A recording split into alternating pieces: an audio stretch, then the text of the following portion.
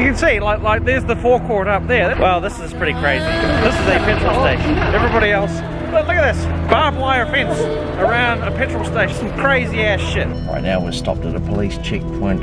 Okay, so the police held us up for the better part of half an hour. Security guards have got to check your luggage. There's the security guys at the entrance. So this is our police escort. The police are actually taking us back out to the state highway. They're just taking prudent measures to make sure that nothing happens. Nothing happens to me, nothing happens to us.